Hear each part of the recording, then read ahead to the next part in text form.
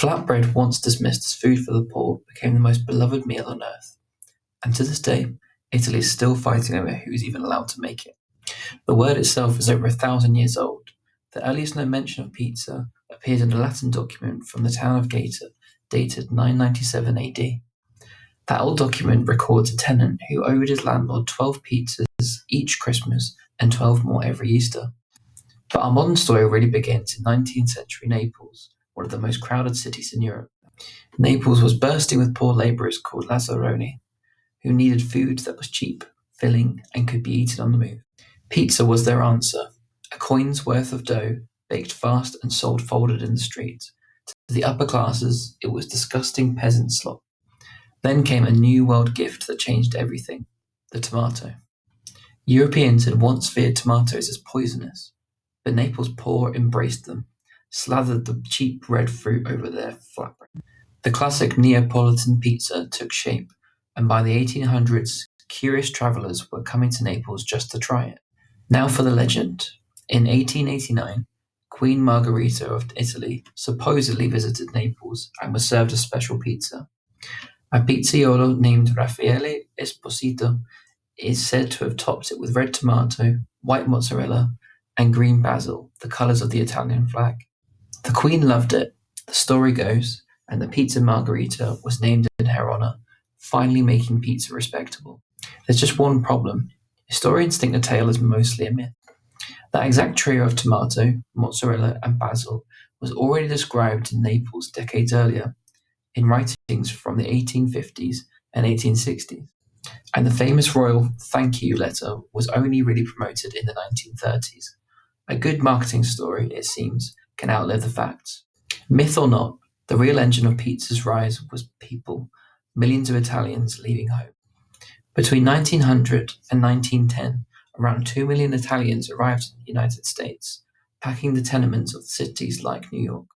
In 1905, a Naples-trained baker named Gerano Lombardi opened what's celebrated as America's first licensed pizzeria in New York City.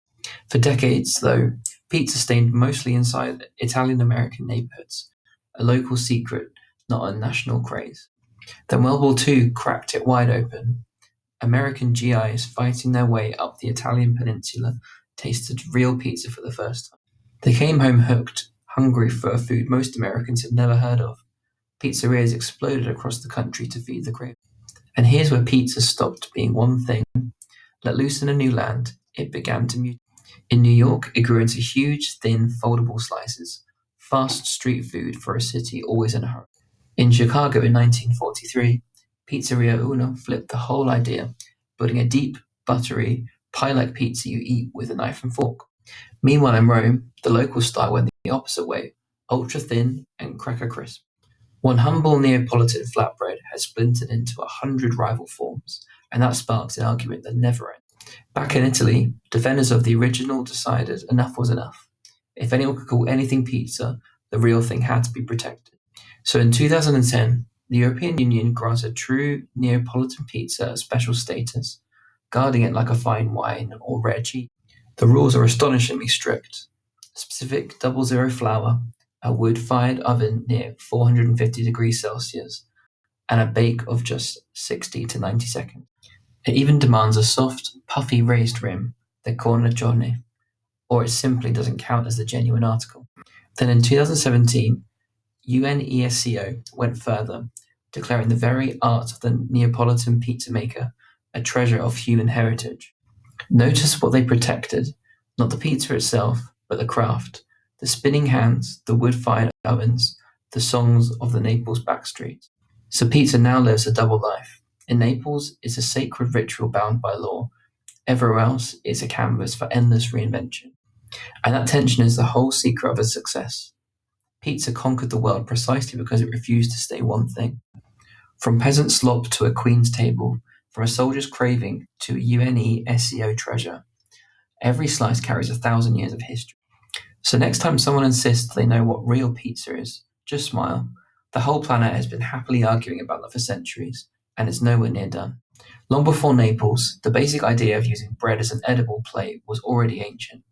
Around 500 BC, Persian soldiers in the army of Darius the Great are said to have baked flatbreads on their battle shields, then topped it with cheese and dates.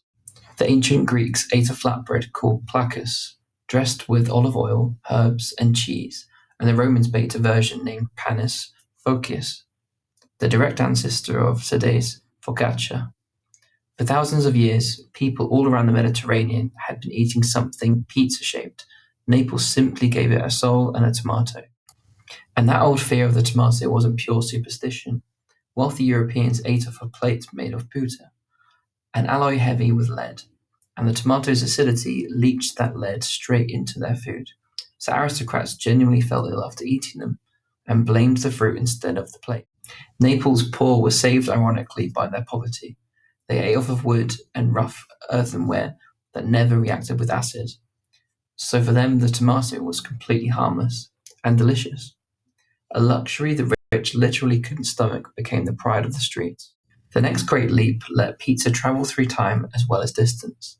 In 1957, the Celentano brothers of New Jersey used flash freezing to sell the first nationally distributed frozen pizza, deliberately made square to stand out on the shelf. And suddenly a Naples street food could wait in a freezer aisle in Kansas. Then came the franchise. Pizza Hut opened in 1958 and Domino's in 1960, and their real invention wasn't a recipe, but a system: identical pies, fast delivery, and a glowing sign you'd recognize in any town on a map. As those chains circled the globe, pizza kept shifting to match local tastes.